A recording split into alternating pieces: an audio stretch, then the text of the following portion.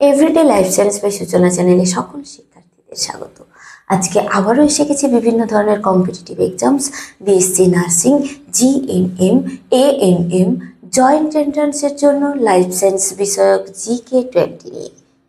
তো পুরো ভিডিওটি স্কিপ না করে দেখতে থাকো, চ্যানেলটিকে সাবস্ক্রাইব করে দাও, এছাড়া ভিডিওটি চটপট তোমাদের বন্ধুদের কাছে শেয়ার করে দাও।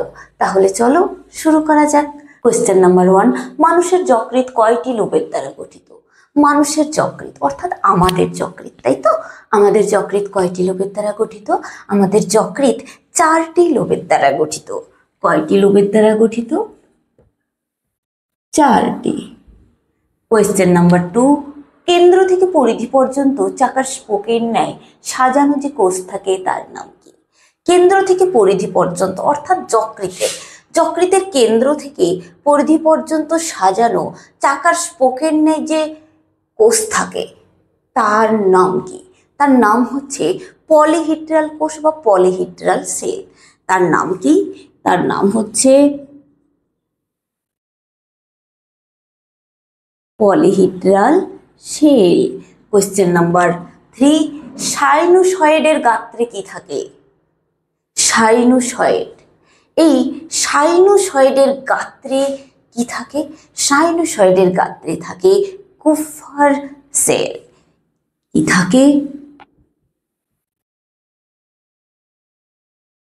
কুফার সেল থাকে।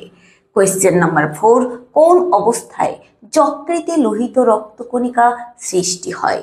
কোন অবস্থায় যকৃতে লোহিত রক্তকণিকা সৃষ্টি হয়? ভ্রূণ অবস্থাতে যকৃতে লোহিত রক্তকণিকা সৃষ্টি হয়। কোন অবস্থায়? ভ্রূণ অবস্থায়।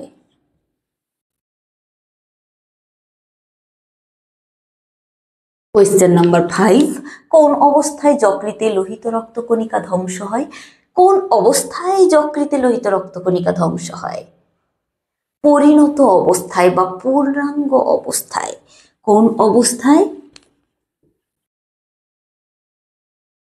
পরিণত অথবা পূর্ণাঙ্গ অবস্থায়।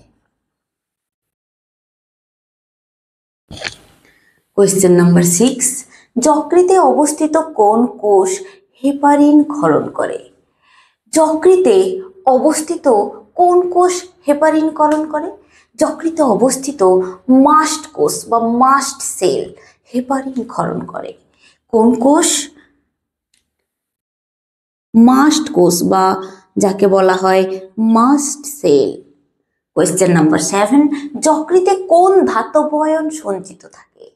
যকৃতের মধ্যে যে ধাতব আয়নটি সঞ্চিত থাকে সেটি হচ্ছে লোহা বা আয়রন।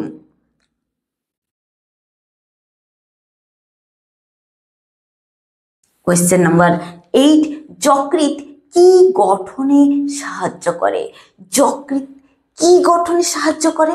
যকৃৎ হিমোগ্লোবিন গঠনে সাহায্য করে। কি গঠনে সাহায্য করে?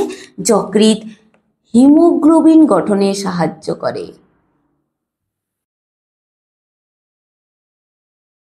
কোয়েশ্চেন নাম্বার 9, দেহে রক্তের পরিমাণ কার সাহায্যে নিয়ন্ত্রিত হয়? দেহে রক্তের পরিমাণটা নিয়ন্ত্রিত হয় যার সাহায্যে, সেটি হচ্ছে যকৃৎ।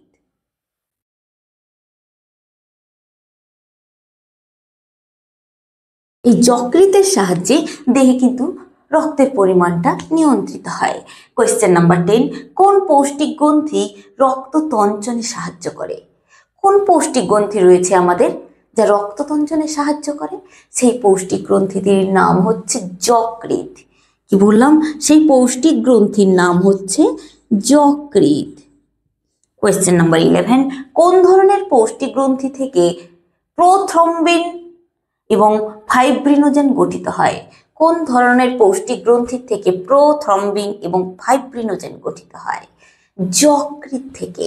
এই যকৃৎ থেকে প্রোথ্রম্বিন এবং ফাইব্রিনোজেন গঠিত হয়।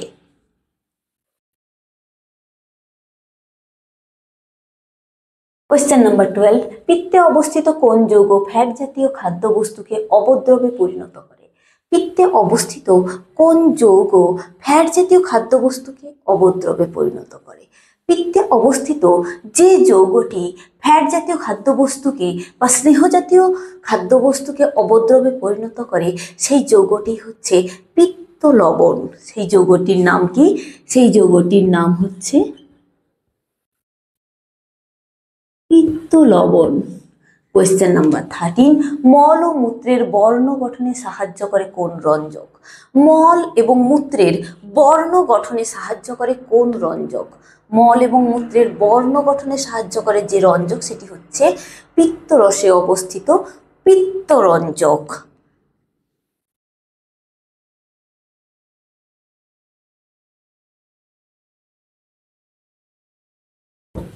কোয়েশ্চেন নাম্বার 14, হিমোগ্লোবিনের বর্ণ গঠনে সহায়তা করে কোন রঞ্জক? হিমোগ্লোবিনের বর্ণ গঠনে সহায়তা করে যে রঞ্জক সেটি হচ্ছে পিত্তরঞ্জক। সেটি কি? সেটি হচ্ছে পিত্তরঞ্জক।